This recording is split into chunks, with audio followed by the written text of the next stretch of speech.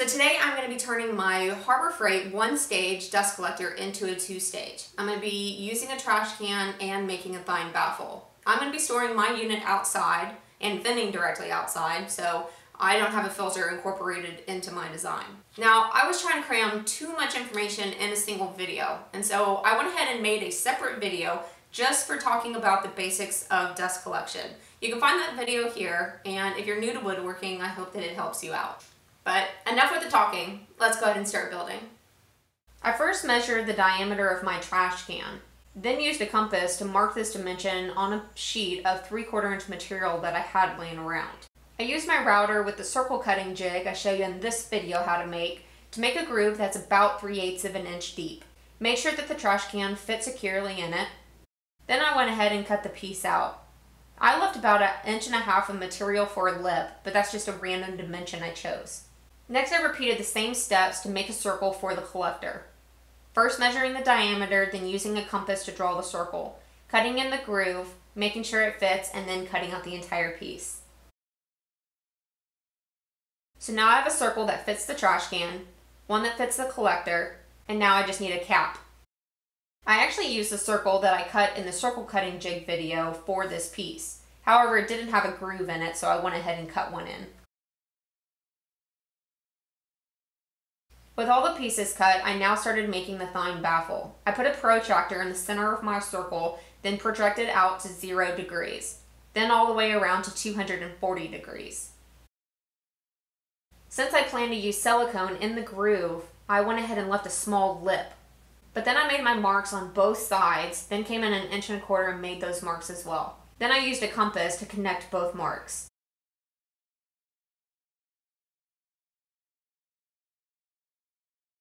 To cut it out, I thought it would be easiest to use a jigsaw. Now once I had the first one cut, I traced it onto the second and repeated the steps. So when you are putting on this collector, it does have a very specific spot it needs to be aligned to in order for everything to work correctly. Because this is the intake, so everything from the tool is going to be getting sucked into here, then it's going to start this spinning circular motion, and then everything heavy is going to be falling into the trash can, and then all the fine stuff is going to be getting sucked into the filter. Well, in my case, outside. But this intake needs to be positioned right after where this slot is, or right where this solid portion begins. So what I'm going to do is put it into place, then look inside to see where that intake is, and then just position it to be right where that solid portion of the baffle begins. For the outlet on the collector, I went ahead and used the Harbor Freight fitting that is typically used for the exhaust, since I won't be needing it. Then I just simply used a jigsaw to cut out the hole and stuck the fitting in place. And now this gives me a 5-inch fitting that I'll be able to connect the hose to. In order to create an airtight seal, I used silicone to line all of the grooves, then came back with my finger to smooth it out. Now this does have to cure for a 24-hour period, so I had to wait until the next day in order to glue these two pieces together. I clamped them down and then just let them dry. It was at this point I decided to go ahead and take off some of this excess material. I started to use my jigsaw when I suddenly remembered I have a bandsaw.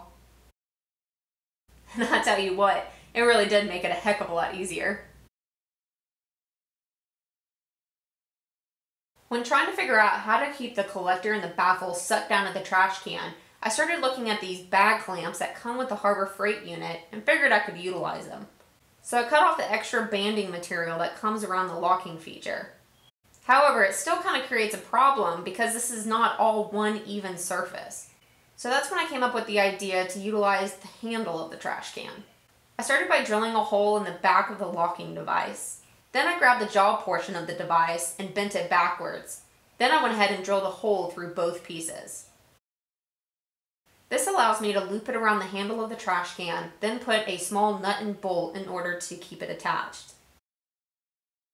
Then I took the locking portion and put a bolt through the hole I drilled earlier. Then I was able to thread it onto the collector, and now I have a cam locking device. However, since it is now at an angle, it is no longer self-locking, so I had to improvise again. I held it in place and took a Sharpie to the inside to see where it lines up with that hole. I banged it out flat and then used my drill to make a hole where my mark was.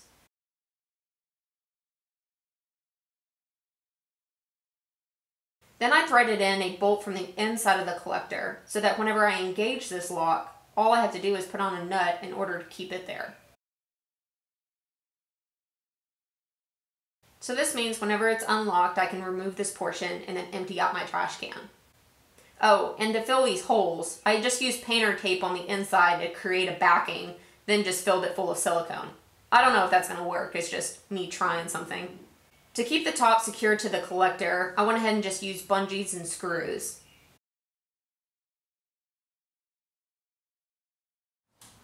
Okay, so I'm going to go ahead and do a quick test run. However, keep in mind that this is a temporary setup just so that I can run it out. This is actually going to be stored outside of my shop on the other side of my wall, and this is going to be venting outside.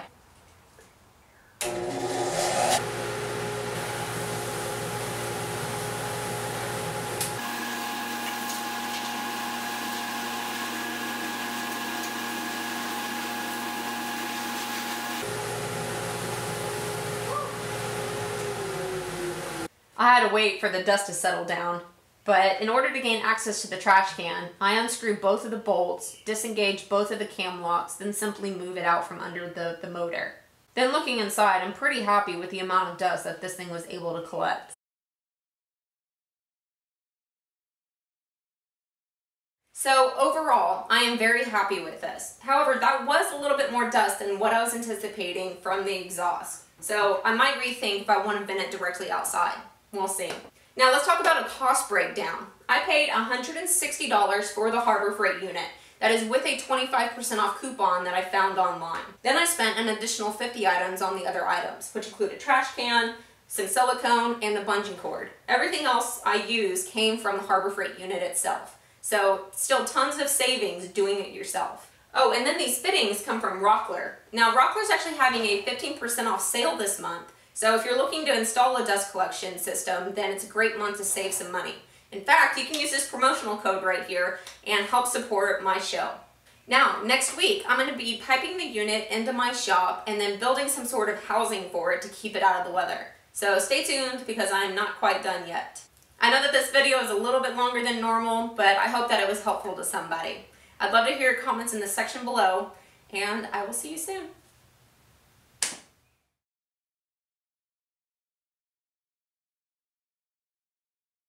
Yeah, if all goes according to plan, I should be able to have it up and running tomorrow. Oh, that's not a trash can. It looks like a trash can. Well, I mean, it is a trash can, but it's not for trash. Whatever you say, baby. No, really, it's not a trash can.